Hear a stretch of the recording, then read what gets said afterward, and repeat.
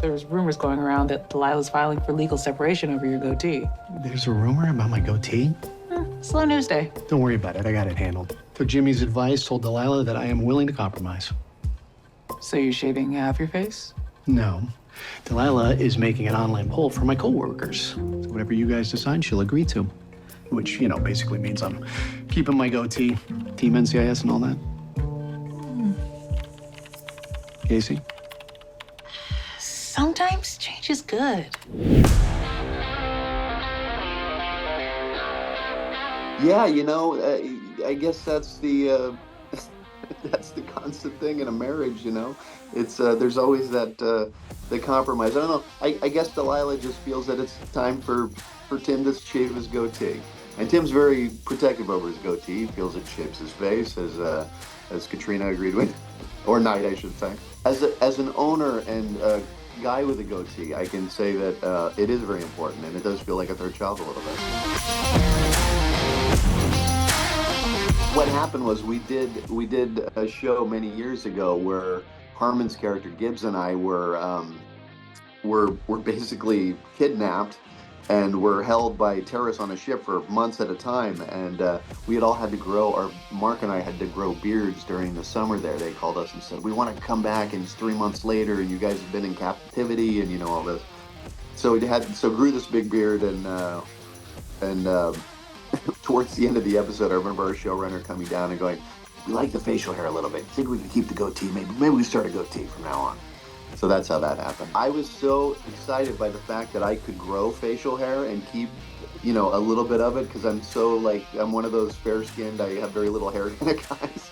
So the fact that I was able to grow a beard, somewhat of a beard, maintain it, and be able to turn it into a goatee made me very happy. Of course, I can tell you as a new goatee guy, it takes a little while getting used to it. It takes a good year of learning how to shave and comb that bad boy and get it under control. It's a whole thing.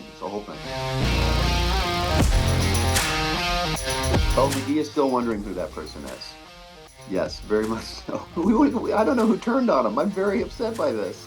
But he's hurt. It's his team. They should be behind him. They should be, supportive of his facial hair activity. So, yeah, whoever gave him up on the poll, I don't know. I don't know who Delilah got to first and managed to convince otherwise. But, makes me question the loyalty of my team a little bit.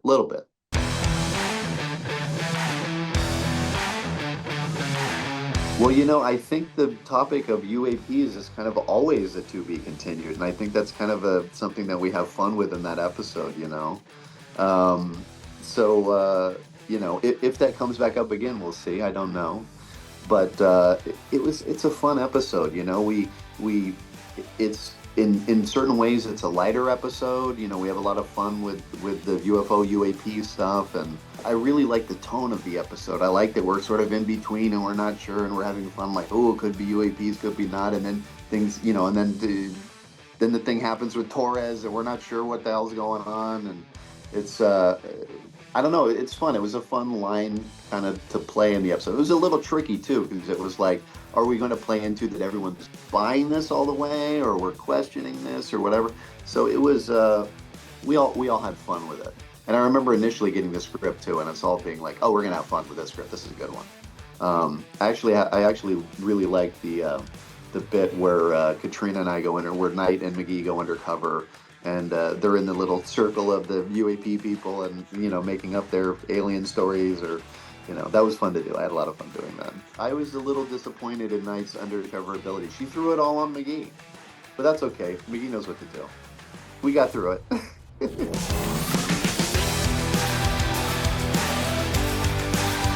Part of it was outside. The stuff with Torres in the car was outside, obviously, but we had built this really cool set on stage that was just this giant round tent, and we had lit it a certain way, and I remember being really, really, like, Katrina and I got on that set and we're like, oh, they really did something cool here.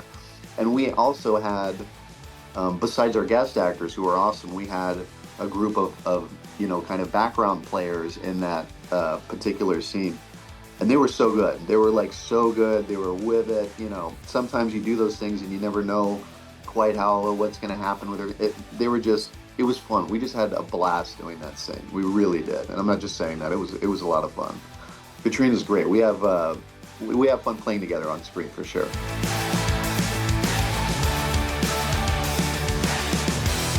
I think that the Knight McGee dynamic, we have yet to see a lot of that, and there is some of that coming up for sure. Yeah.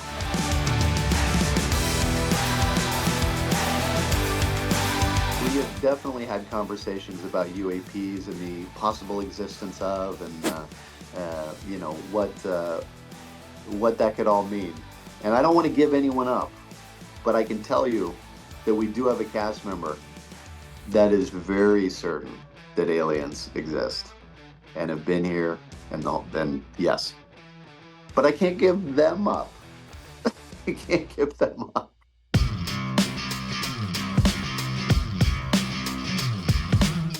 You know, the thing about McGee is that he's a very based in science kind of guy, but at the same time, he's sort of got a romantic, sort of old-fashioned nature to him. So I think that McGee really does feel like, as much as a science thing may pull him in the other direction, I think there's a part of McGee that does feel like there's something out there.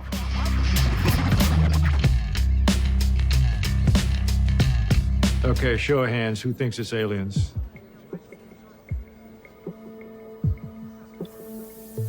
Does it count if I just hope it's aliens? Torres is very much into the UAP stuff. Although I like the fun thing that we kind of play where it's like sometimes we're kind of making light of it or making fun of it, and then sometimes we're not really making fun, we're taking it very seriously.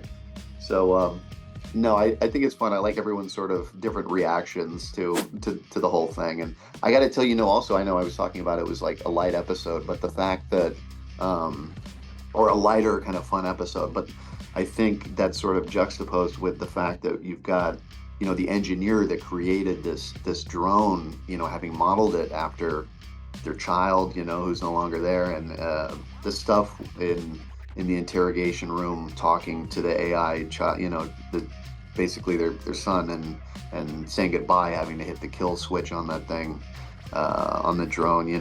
The AI on the drone is that was a heavy scene. I mean, I remember just filming that and really just, you do these things and you don't think so much of them sometimes, but that was one where I just kind of, got kind of choked up a little bit.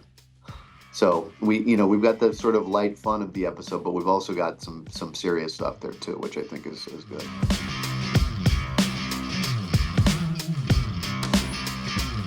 You were thinking about that. We're thinking like maybe 8-9 years old, somewhere in that category. I'm sure if I sat down and did the math, I could figure it out proper.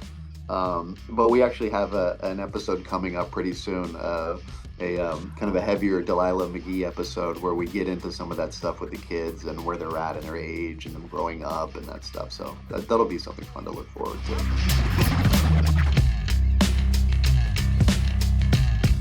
We're going to be at home with McGee doing some stuff.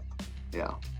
With McGee and Delilah, absolutely. It's actually really fun what's coming up. And, I don't mean to make this sound like a teaser for a thing, but we finished it a couple weeks ago. We had a blast. We had a lot of fun. I always look forward to the McGee Delilah episodes because it's sort of like a little slice of family life on the side, and we don't get to see so much of that on NCIS. And so it's kind of a fun, different thing to do. And I always love doing that. And plus, Margot Harshman, who plays Delilah, is a very close friend of mine, is just like fantastic. And we have so much fun doing our thing together. So I look forward to everyone seeing that episode too. No, it's more of a personal thing. Yeah, I mean, we've had situations, in the past where Delilah gets involved with a case, but this is it's good home stuff that any married couple that lives at home and deals with the home life and all that can very much relate to, and they'll see it's fun, it's good. By the way, the Delilah McGee episode coming up that I was referring to, it's really a lot of fun because they decide that I should say they, as in Delilah, decides that it's time to renovate the apartment and do a little bit of flippage, to redo the things, and there's a lot of fun that comes along with that. It's pretty good. That And apartment. we've got one of these like HGTV type shows helping, that want to get involved in the renovation, and it's fun. It's a lot of fun. We do a lot of fun things with it.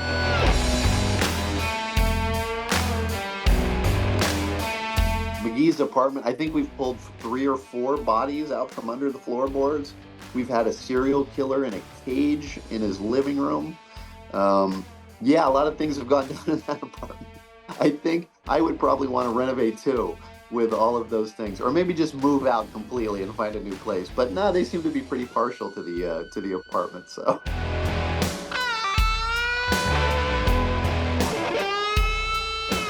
His literary career kind of took a little bit of a backseat once the family started really going, but that's one that we always talk about bringing up again, having, doing something with that. So I don't think that's ever going to go away. I think that part of McGee is definitely always there, and I think we'll want to touch up on that again at some point, because that gets brought up a lot, especially by fans. The fans like that part of McGee too, and I dig it too. I like it a lot.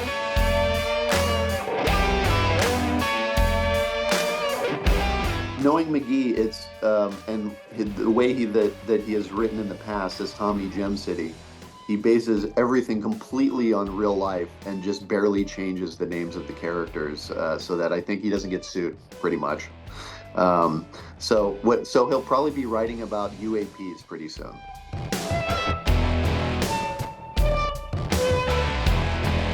Well, the doctor said and that I needed, quote, a little more fun in my life. Which is crazy because I'm like the most fun person I know. No, I think that if we were doing an '80s party, I think as Sean, I would like to go the Footloose route. I think that to pay homage to the Footloose is really the only proper way to move forward. I think McGee is probably not too far behind on that. Yeah, I think he would. Yeah, I think so as well.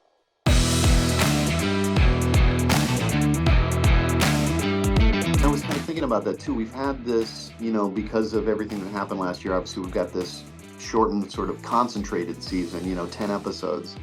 And there really is a feeling, and I don't just mean to sound like I'm doing an interview and trying to pump things up, there really is this feeling of that we've got 10 episodes and we want to kill it on these 10. We just want to really, concentrated NCIS, good stuff, character driven, the stuff that we're, that we feel we do the best. We really are really trying to go with it with these 10 episodes. And right now we're doing the finale, and the finale is going to be really something special, like really something special. And again, I'm not just saying that, it's pretty cool.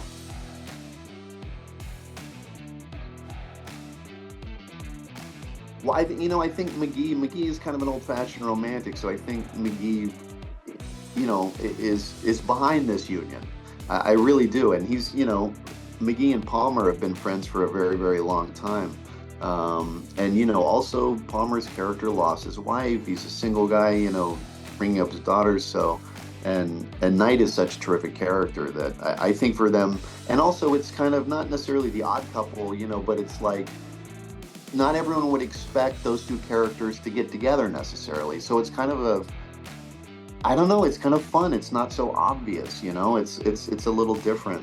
And I personally really like the relationship going on between the characters. And I think McGee does too. I really do think, he's an old-fashioned romantic, again, he's just, so I think, and seeing that for his friend is a good thing, especially considering, I think it's a good match because she's such a strong woman. And, he's a strong character too, but he also has his not so, he can also be in need of some strength from others, I guess it would be a way to say it. So I think it's a pretty good union.